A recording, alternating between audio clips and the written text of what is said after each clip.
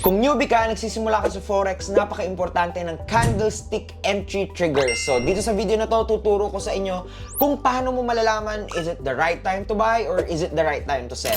Well, una nyong alamin is yung condition ng market. So, for this one, this is an uptrend market. So, makikita nyo, ito, pataas na sa 4-hour time frame ako. So, alam mo yung candlestick entry trigger is i-identify mo lang yung mga support and resistance. Like for example, this is an important level, this one.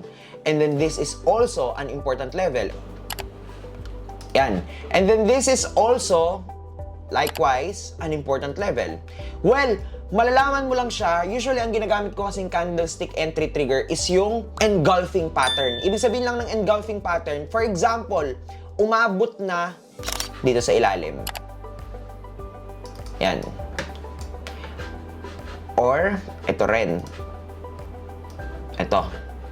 This is also an example of, ayan, mga support. Nakikita nyo yung mga support na pinlot ko. So, ngayon, pag nakita nyo yung isang candle, since uptrend siya, ito. So, makikita nyo, bumaba dito, ayan, dito, nagkaroon din siya ng konting reaction sa market, and then, ito, nag-form siya ng mga maliliit na candle. So, itong red na candle na to, nakikita nyo, after niya, nasundan siya ng isang napakalaking candle. So, this is an example of an engulfing candle. So, ibig sabihin niya, nag-gain na ng mga bulls yung momentum nila, kaya may possibility talaga na tumaas na si market.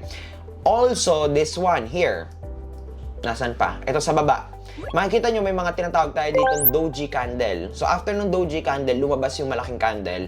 So, this is an implication na, okay, lumalabas na yung buying power ng market. So, this could be a hint or a trigger or a clue that the market will really go up. So, yan yung mga example ng mga candlestick entry triggers.